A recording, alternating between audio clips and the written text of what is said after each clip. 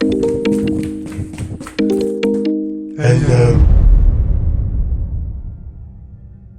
My name is Maya, and I'm a 27-year-old fashion designer living in Seattle.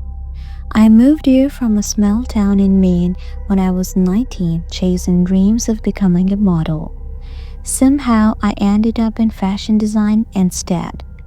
Seattle was overwhelming at first. The constant rain, the never ending movement, the packed streets, people saying New York is busier. But when you grow up in a quiet town where everyone knows your name, even Seattle feels like a never ending blur. I live with my best friend, Taylor, and we work at the same company. Though our shifts are different, between work and exhaustion, neither of us had much of a dating life.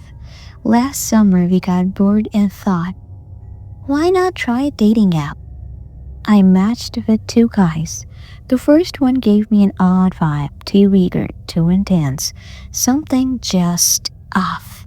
The second guy, though, he was different. We had the same taste in music, I loved to cook, and conversation just flowed. We met at a small cafe around 4 p.m. and got so caught up in the talking that I didn't realize it was almost 11 by the time we left. He walked me home, took my number, and that was it. I remember climbing the stairs to my third floor apartment, still smiling. Finally, I thought, a normal guy in the city. But then a strange feeling crept over me. I stood outside my door, replaying the night in my head. Wait, what was his name? The entire time, he never said it. I knew nothing about where he lived, what he did for a living, or even where he went to school. He asked me so many questions about my work, my favorite places, my routines, but I didn't realize until that moment that I never got a single detail about him. I brushed it off, thinking, I'll ask next time. The next morning, as I swiped my office ID at work, my phone buzzed with a message. You look great in that dress. I laughed, assuming it was Taylor messing with me. I texted back, haha, very funny. She responded instantly. What? I just woke up. I haven't even left the apartment yet. I felt my stomach drop. I scanned the room. Coworkers walked past me, caught me in their own conversation, but none of them were looking at me. I shook it off. Maybe if someone from work was playing a joke. The next day, during lunch, a delivery arrived at my desk. Roses. My coworkers teased me until I picked up the small note attached. You shouldn't have let them fall on the floor last time. My hands went cold. My pulse hammered in my ears. As if on cue, my phone buzzed again. You don't have to drop my flowers. I didn't know what to do. My breath hitched as I stared around the office. Someone was watching me. That night, I went straight home and called the police. They traced the number to somewhere near my office but couldn't pinpoint the exact location. Weeks passed with no more texts or calls. I figured maybe it was over. I was wrong. November rolled around, work got crazy, and I was stuck working late because of a huge upcoming event. One night at 8:30 p.m., I decided to walk home. It was only 20 minutes, and downtown Seattle was always full of people. Halfway there, my phone rang. Unknown number. I answered. Why are you ignoring me? The voice was familiar, low, almost whispering. I stopped walking, my chest tightened. You're going the wrong way. Turn right. I froze. My hands went ice cold. I whipped my head around, scanning the street. Dozens of people were walking by. Cars honked in the distance. Nobody was looking at me. I kept walking. No, not that way. The voice snapped. I picked up my pace, heart racing. He's watching me right now. I realized an intersection and stopped under a street light.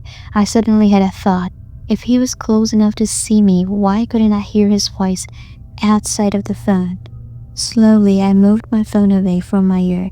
The voice kept talking, but around me, silence. I heard the shadow of footsteps, the rustling of jackets, the sound of a car rolling by, but no one was whispering. No one was giving me directions. Then I saw him. Near a lamppost across the street was a man on his phone. He wasn't looking at me, he was just standing there. My entire body screamed at me to run. I turned and sprinted toward my apartment. I didn't stop until I was at my complex, frantically calling the police. They arrived fast. I gave the number, the details, everything. The text and the calls stopped. After that night, lying in bed, I kept replaying the voice in my head. The familiarity, the way he spoke, and that's when it hit me. The guy from my second date, it had to be him. His voice was the same, but the way he talked was different. On our date, he was polite, charming, even funny. But the voice in the phone, it was angry, controlling, obsessed. Maybe that night when I told him about my daily routine, about how I walked to work, about how I lived with my best friend, but had different shifts, maybe that's when he started planning. I don't know how long he followed me. I don't know how much he really knew about me, but I do know one thing. I am never downloading another dating app again. A month later, I got a new phone number, deleted the app, moved to a different apartment. Then one night, as I was leaving work, I got a new text. Nice haircut, Maya. It suits you.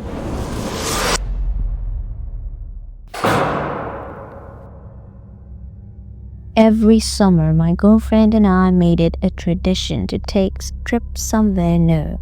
It was something we looked forward to all year, exploring new places, meeting different people, and just escaping reality for a while.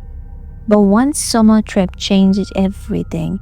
That year, we decided to visit a small town in Maine, a quiet forested area known for its historical and charming scenery. It was meant to be a peaceful getaway, but if I had known what was waiting for us, I never would have booked that flight. By the time we landed, it was already past 2 a.m., and to our frustration, we realized we had forgotten to reserve a hotel. Every place we called was either full or closed for the night. As we stood outside the airport, exhausted and frustrated, a man approached us. He looked normal enough, probably in his late 40s, with tie-dye and an old baseball cap. "You looking for a place to stay?" His voice was raspy, like he'd been smoking for years. We hesitated but noted. He told us about a small lodge about 20 minutes away, cheap and quiet. I was skeptical, but we were out of options, so we took his advice, got a cab and headed there. The drive was eerie, the roads were empty, and thick fog rolled between the trees. By the time we arrived, I felt an uneasiness settle in my chest. The lodge was unsettling.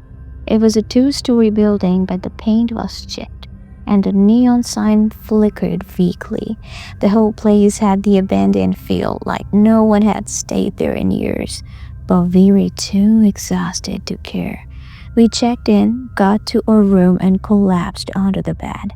I couldn't sleep though. Our bed was right next to a large window, and something about it made me feel exposed.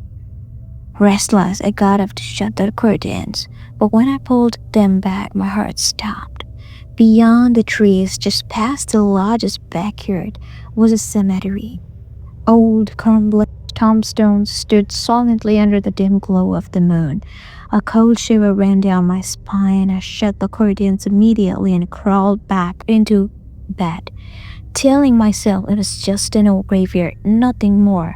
But then I heard it, a soft, distant crying. I sat up. At first I thought my girlfriend was talking in her sleep, but when I turned, she was out, cold. The crying continued, soft almost like a whisper. Slowly I got up and walked back to the window. I hesitated before pulling the curtains aside just a little. And then I saw her. A girl standing by a grave. She looked young, maybe 15 or 16. Her long dark hair hung over her face, and she stood completely still. I couldn't make out much in the dark, but something about her felt wrong. The crying grew louder. I pressed my hand against the glass, trying to get a better look. As I did, the girl lifted her head. Her face was pale, her eyes empty. I stumbled backward, heart racing, but when I looked again, she was gone. I barely slept that night. The next morning, I felt off. I told my girlfriend about the girl in the cemetery, but she brushed it off. "You were probably half asleep," she said with a smirk. That night we were exhausted from exploring the town and had an early dinner before heading back to the lodge. I was still on edge but forced myself to shake it off. But at exactly 3 a.m., I woke up. Something felt wrong. I turned to my side. My girlfriend wasn't in bed. My breath caught in my throat. I scanned the dark room until my eyes landed on the window. She was standing there. Her back was facing me. Her hands limp at her side. She was staring outside, completely still. I swallowed hard and whispered her name. "Babe?" She didn't respond. I got up, slowly stepping towards her. Something was off. Her breathing was shallow, her posture unnaturally stiff. I reached out to touch her shoulder. And then she whispered, "She's beautiful." I froze. "What?" That's when she turned around. Her eyes were wide open, but she wasn't looking at me. It was like she was staring through me. My stomach twisted. I grabbed her arm. "Come back to bed." She blinked and suddenly she was herself again. She looked confused. "Why are you awake?" I didn't sleep the rest of the night. The next day, we left as soon as possible. I tried to convince myself that everything was fine, that it was just a weird, creepy night. But after we got home, my girlfriend wasn't the same. She barely spoke. The once lively, talkative person I knew was now silent, distant. Then one night, things got worse. I woke up to the sound of whispers. I turned over and my heart nearly stopped. She was sitting up in bed, facing the wall. Her lips were moving, but I couldn't understand what she was saying. It sounded wrong, like she was speaking in a different voice. I shook her. "Babe, wake up." She didn't respond, but then her head turned slightly, just enough for me to hear murmur something. "She's still here." I called my dad's friend, a pastor. He came over the next day. As he started praying, the air in the room felt heavy. Then out of nowhere, my girlfriend let out a blood-curdling scream. I jumped back as she thrashed violently. The pastor continued praying louder now, and then just as suddenly as it started, silence. A cold chill filled the room, and then in a voice that wasn't hers, she whispered, "I like her." A wave of nausea hit me. My stomach dropped. I didn't know what to do. After an hour, the pastor finished. My girlfriend collapsed onto the bed, breathing normally again. The pastor looked at me, his face pale. "It's gone now," he assured me, but I wasn't convinced. The aftermath? My girlfriend eventually got better, but something inside me changed. I don't know if I believe in ghosts or demons or whatever the hell that was, but I knew one thing: the girl in the cemetery, she wasn't just a dream. And sometimes when I wake up in the middle of the night, I swear I can still hear her cry.